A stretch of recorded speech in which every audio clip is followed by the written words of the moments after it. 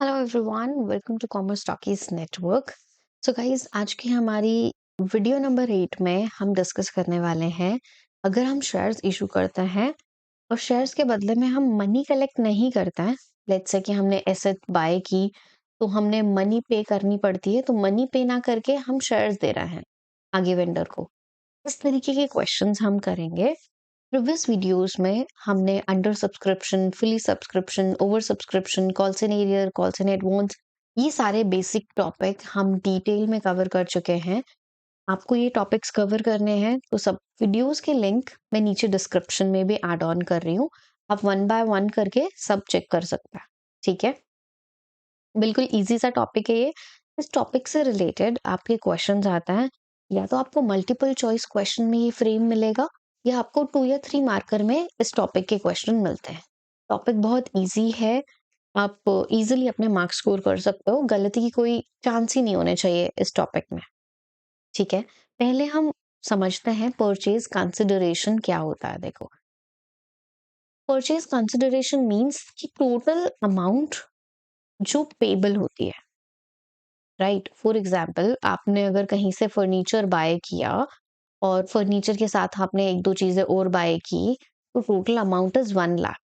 तो that is purchase consideration, कि आपने जो परचेज किया है उसके बदले में आपको यू हैव टू पे 1 lakh rupees something in return. हम इसको कैसे समझ सकते हैं, समथिंग इन रिटर्न। तो अब आपको ये अमाउंट पे करनी है, और कंपनी क्या करती है कि कैश ना देके उसके बदले में कंपनी शेयर्स देती है। ठीक है, तो अब ये कंपनी शेयर्स एट पार पे भी दे सकती है, और कंपनी शेयर्स एट प्रीमियम पे भी इशू कर सकती है। वो कंपनी की अपनी मर्जी है, और क्वेश्चन में हमें इंफॉर्मेशन स्पेसिफिकली गिवन होगी। तो देखते हैं कैसे हम ये ट्रांजैक्शंस करेंगे। हम क्वेश्चन अज्यूम कर लेते हैं कि XYZ लिमिटेड से कंपनी ने 5 लाख रुपीज की बिल्डिंग बाय की है, और उसके बदले में कंपनी ने शेयर्स इशू किए हैं एट पार पे, और ये 5 लाख रुपीज है। ठीक है, 100 रुपीज का एक शेयर है। तो आपको जर्नल एंट्री करनी है। पहले आप एंट्री बाय करोगे, आपने जो भी पर्टिकुलर एसेट बाय की है आप उसका नाम मेंशन करोगे। सो बिल्डिंग अकाउंट डेबिट। अब आपको अमाउंट पे करनी है XYZ लिमिटेड को, and the value of the building is 5 lakh rupees. तो हमने पहले एसेट वाली एंट्री रिकॉर्ड की। अब XYZ लिमिटेड को हम शेयर्स इशू कर रहे हैं, तो जर्नल एंट्री क्या बनेगी, XYZ limited account debit to share capital, because हम उनको शेयर दे रहे हैं। अब यहाँ पे एप्लीकेशन अलॉटमेंट वर्ड नहीं आएगा। रीजन इज कि कंपनी पब्लिक में इशू नहीं कर रही ना, एप्लीकेशन अलॉटमेंट मनी कलेक्ट नहीं कर रही ना। यहाँ पे कंपनी किसी वेंडर को शेयर दे रही है इंस्टेड ऑफ पेइंग कैश।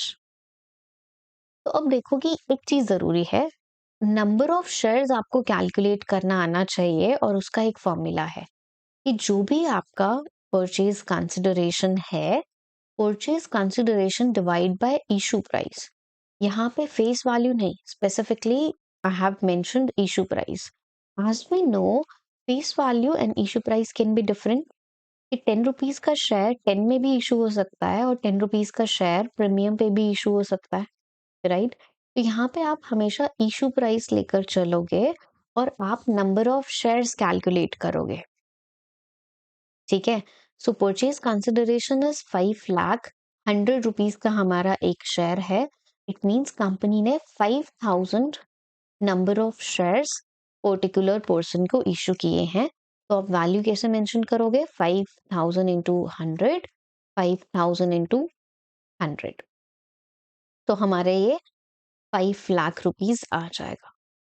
देखो, अब आप कहोगे कि मैम ऊपर भी डेटा सेम था, नीचे भी डेटा सेम है, तो नंबर ऑफ शेयर्स निकालने का सेंस क्या है। तो नंबर ऑफ शेयर्स हम इसलिए निकालते हैं क्योंकि प्रीमियम के केस में हमारे अमाउंट प्रीमियम भी हमें ऐड ऑन करना है। एक एग्जाम्पल ले लेता है जिसमें प्रीमियम का भी केस होगा, और आप क्वेश्चन अच्छे से समझ जाओगे। ठीक है, चलो, एग्जाम्पल हमारा है कि हमने एसेट्स बाय की है, और वो एसेट्स हमारी 18 लाख रुपीज की है। वेंडर का नाम हम लिख लेते हैं राम, कि ये पर्टिकुलर एक वेंडर है। और इससे हमने 18 लाख की एसेट्स बाय की और उसके बदले में हम राम को fully paid up share issue कर रहे हैं विच इज 100 रुपीज ईच, और हमें 20% प्रीमियम पे ये इशू करने हैं शेयर्स। तो प्रीमियम है या नहीं है तो वो क्वेश्चन में गिवन होगा आपको, डोंट वरी। तो हम फर्स्ट जर्नल एंट्री क्या टाइप करेंगे, हम एंट्री मेंशन करेंगे assets account debit to Ram's account, कि हमने 18 लाख रुपीस की एसेट बाय की और राम को we need to pay 18 lakh rupees. Second journal entry आपकी क्या बनेगी, आप राम को शेयर इशू करोगे, so Ram account debit to share capital. अब देखो, अगर आप एट पार पे इशू कर रहे हो तो only this entry will be passed. अगर आपका शेयर प्रीमियम पे है तो शेयर कैपिटल के नीचे आपका सिक्योरिटी प्रीमियम आ जाएगा।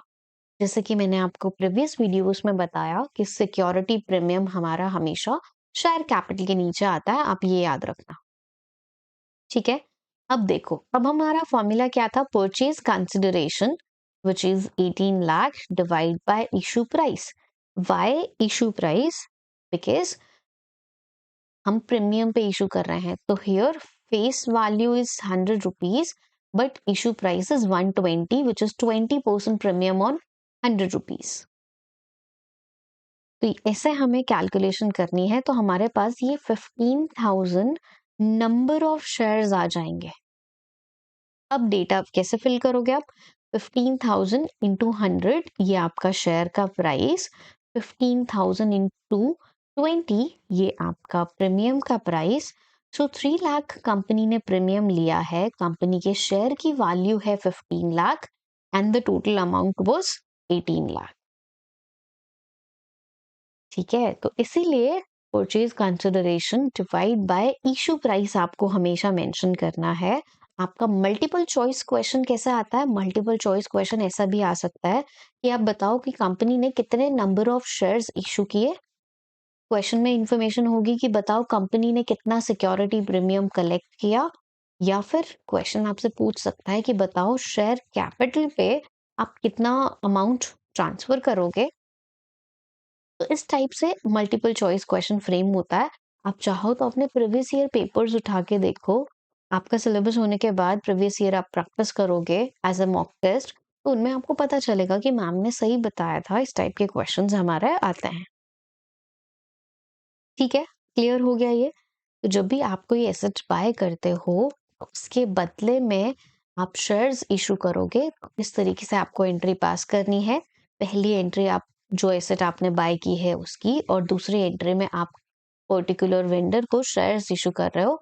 तो मेक श्योर कि चाहे हमारा 8 पार का है चाहे हमारा 8 प्रीमियम का है, आप नंबर ऑफ शेयर्स जब निकालोगे तो purchase consideration divide by issue price आप करोगे।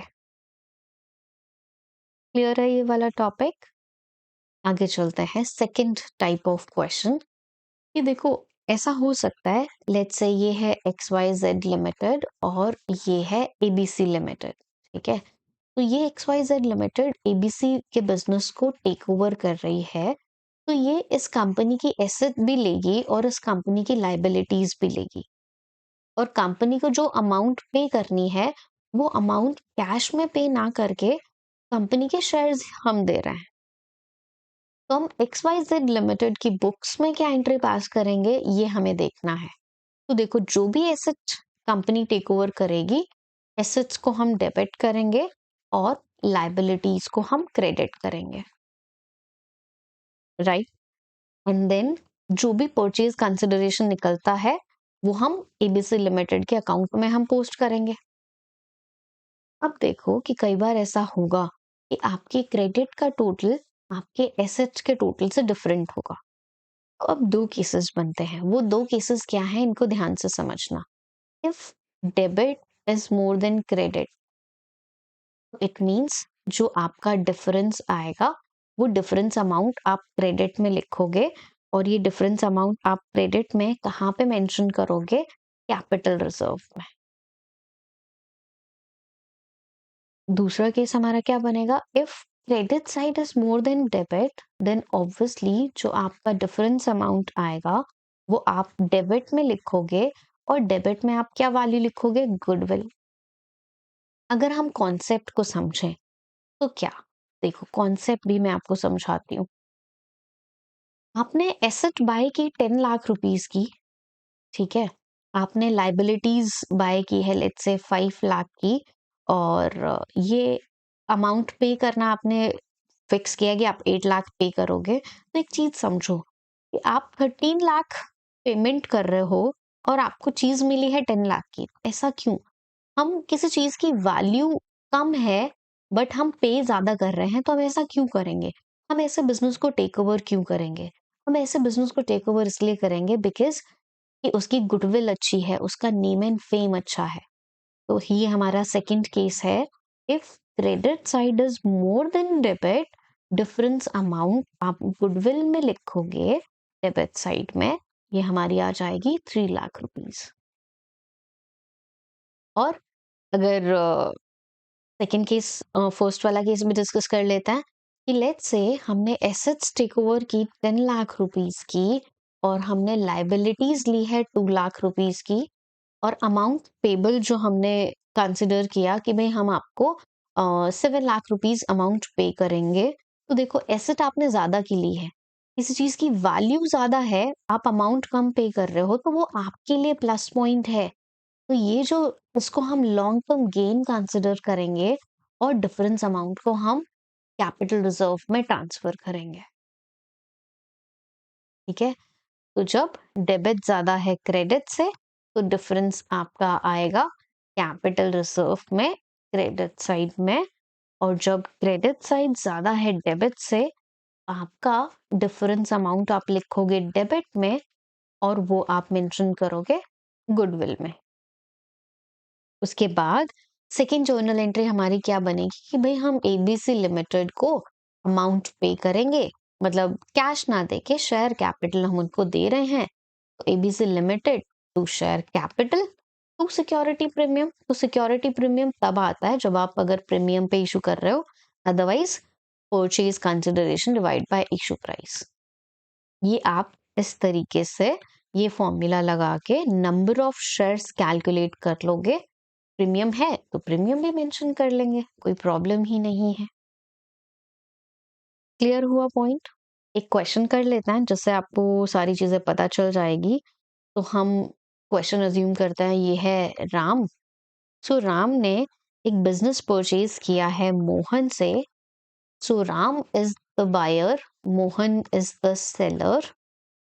तो राम ने बोला मोहन को कि हम आपको 2,50,000 हम पे करेंगे।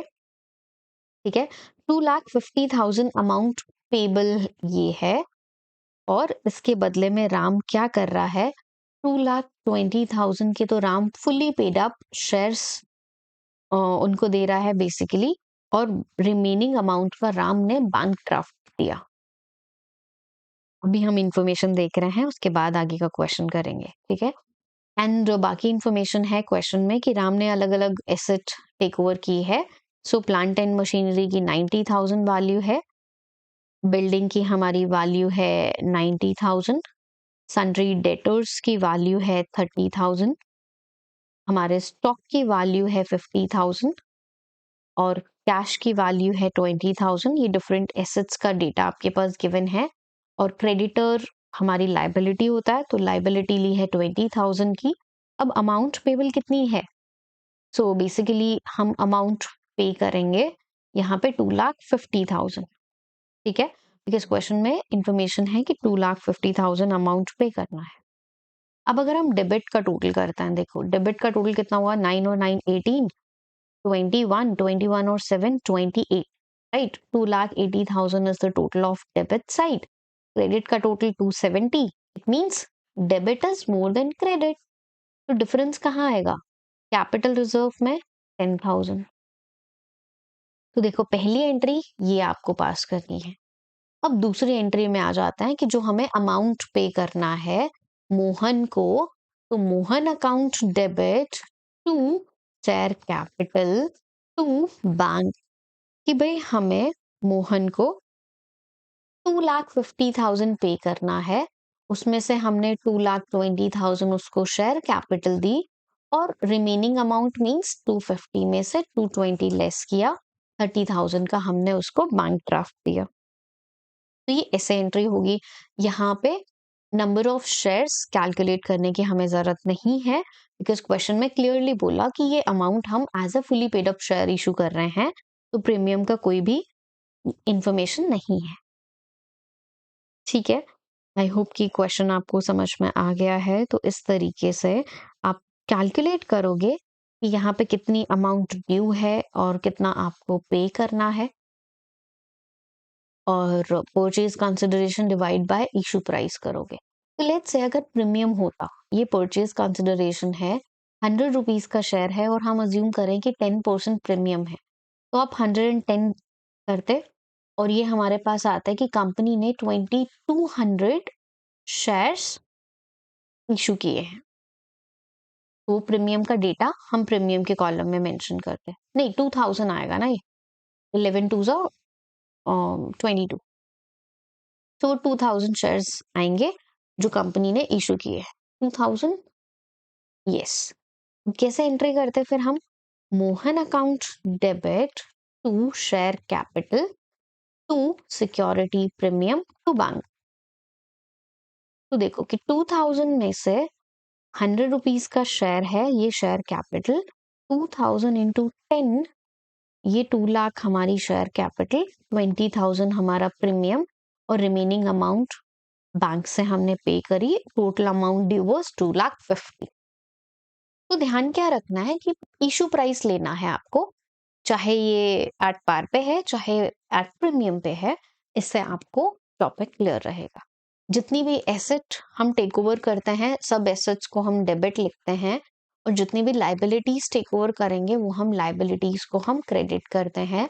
जो हमारी परचेज कंसिडरेशन है, तो यहाँ पे हम पहले वेंडर का नाम लिखेंगे, डिफरेंस हम देखेंगे कि भाई हमारा डिफरेंस गुडविल है या हमारा डिफरेंस कैपिटल रिजर्व है। सेकेंड एंट्री में वेंडर को हम शेयर्स इशू करेंगे, तो vendor to share capital, premium पे है तो सिक्योरिटी प्रीमियम, और अगर हमने बैंक से पे करा तो टू बैंक। क्लियर है इतनी चीजें? नेक्स्ट टाइप ऑफ क्वेश्चन पे आता है। अब देखो नेक्स्ट टाइप ऑफ क्वेश्चन हमारा क्या कहता है कि ऐसा भी हो सकता है कि कंपनी कंपनी के जो प्रमोटर्स होंगे, कंपनी के प्रमोटर्स को कंपनी मनी पे ना करके उनकी फीस जो उनको देनी है, instead of paying cash, company shares issue कर सकती है। ठीक है, तो वो कैसे होगा? देखो, प्रमोटर्स ने अपनी जो सर्विस प्रोवाइड की है, तो कंपनी के लिए तो ये कॉस्ट है, तो कंपनी इसको कंसिडर करती है इनकॉर्पोरेशन कॉस्ट, या तो वो इनकॉर्पोरेशन कॉस्ट या एक्सपेंसेस वर्ड यूज करेगी, और या हम प्रिलिमिनरी एक्सपेंसेस वर्ड भी यूज कर सकते हैं कि कंपनी के सेटअप के टाइम पे उन्होंने अपनी सर्विसेज रेंडर की है। Incorporation cost account debit to promoters account. Second entry हम पास करेंगे उनको शेयर्स देने की, promoters account debit to share capital to security premium. अगर प्रीमियम पे है तो ये सिक्योरिटी प्रीमियम आएगा, otherwise to share capital. Point वही रहेगा, कितना अमाउंट आपको पे करना है डिवाइड बाय इशू प्राइस। ठीक है, आई होप कि ये क्वेश्चंस आप इजीली कर लोगे। अब इस केस में हमारा लास्ट क्वेश्चन बनता है issue of shares to underwriters. अब देखो कि पहले हम ये अंडरराइटर्स कौन होता है इनको समझते हैं। ये एक कंपनी है एबीसी लिमिटेड, और ये कंपनी अपने शेयर्स इशू करना चाहती है। तो ये क्या करती है, ये कंपनी मिडिल मैन को हायर करती है जिसका नाम है अंडरराइटर। ठीक है, तो अंडरराइटर क्या कहेगा कि भाई हम आपके शेयर्स पब्लिक में इशू करवा देंगे, और लेट्स से 10,000 शेयर्स इशू करवाने हैं, बट पब्लिक ने ओनली 9,500 शेयर्स ही बेसिकली एक्सेप्ट किए हैं। तो अंडरराइटर ये बोलता है कि जो शेयर पब्लिक सब्सक्राइब नहीं करेगी वो शेयर हम आपके रख लेंगे। वो 500 शेयर्स रख लेता है। अब अंडरराइटर्स को बेसिकली कंपनी कमीशन देती है। ठीक है, अब कमीशन देना है, कमीशन कैश में ना पे करके हम उनको शेयर्स इशू कर देता है। तो अंडर राइटर्स कौन होता है? जो एग्री करते हैं कि भाई वो कमीशन लेंगे, इस बेसिस पे जो शेयर्स सब्सक्राइब नहीं हुए वो शेयर्स वो ले लेते हैं। ठीक है, तो वो कमीशन कैश में देने के बजाय कंपनी उनको शेयर्स इशू करती है। तो हम पहली जर्नल एंट्री क्या बनाएंगे? पहली जर्नल एंट्री हम बनाएंगे underwriting commission account debit to underwriters, to underwriters account. Second entry हमारी क्या बनेगी? Underwriters account debit to share capital. तो अगर एट पार पे है तो टू शेयर कैपिटल, प्रीमियम पे है तो ये प्रीमियम आएगा, और अगर प्रीमियम नहीं है तो ओनली शेयर कैपिटल आएगा। सेम वही फंडा, डिवाइड करोगे आप इशू प्राइस से तो आपके पास नंबर ऑफ शेयर्स आ जाएंगे। ठीक है, सो गाइस ये था हमारा टॉपिक। जब कंपनी शेयर्स इशू करती है, लेट्स से कंपनी ने एसेट बाय की, उन वेंडर्स को शेयर इशू करने हो, या कंपनी ने कोई बिजनेस टेक ओवर किया है, तो बिजनेस टेक ओवर किया है उसके बदले में जो परचेज कंसिडरेशन है वो कैश ना देके शेयर इशू कर रही हो, कंपनी अपने प्रोमोटर्स को शेयर इशू कर रही है इंस्टेड ऑफ गिविंग कैश, या फिर कंपनी अंडर राइटर्स को जो कमीशन देना है वो कमीशन कैश में ना देके कंपनी शेयर दे रही है। तो ये डिफरेंट डिफरेंट 4 केसेस हमारे थे। इंपॉर्टेंट टॉपिक है, आ जाता है कभी कभी हमारे एग्जाम में, तो आपको पता होना चाहिए कि कैसे हमें जर्नल एंट्री पास करनी है और कैसे हमें क्वेश्चन को सॉल्व करना है, किस तरीके से हमें number of shares issued calculate करना है, ये सबसे ज्यादा जरूरी बात है। और किस तरीके से आप कैपिटल रिजर्व की वैल्यू निकालोगे, कैसे आप गुडविल की वैल्यू निकालोगे, तो क्वेश्चन किसी भी तरीके से आ सकता है। ठीक है, एमसीक्यू में पूछ सकता है कि भाई ये बिजनेस टेक ओवर किया है तो बताओ गुडविल आएगी या कैपिटल रिजर्व आएगा, और क्या वैल्यू आएगी, कितने शेयर्स इशू करे, सिक्योरिटी प्रीमियम में क्या वैल्यू आएगी। ठीक है, सो गाइज ये थी हमारी आज की वीडियो। नेक्स्ट वीडियो में हम फोरफीचर का टॉपिक शुरू करेंगे, तो वो टॉपिक करने से पहले मेक श्योर कि आपने अभी तक की सारी वीडियोस देख ली हो, ताकि आपको आगे का टॉपिक भी अच्छे से समझ में आ जाए। हमारी वीडियोस अच्छी लग रही हैं तो प्लीज लाइक कर दीजिए, और अपने फ्रेंड्स के साथ भी शेयर कीजिए जिनको भी रिक्वायरमेंट है। एंड हमारे चैनल को सब्सक्राइब करना ना भूलें, बिकॉज फ्री ऑफ कॉस्ट आपको क्वालिटी कंटेंट मिल रहा है, आपके सारे डाउट्स लिए जा रहे हैं, वन बाय वन करके हम सारे टॉपिक्स क्लियर भी करेंगे। ठीक है, तो thank you so much everyone for watching this video.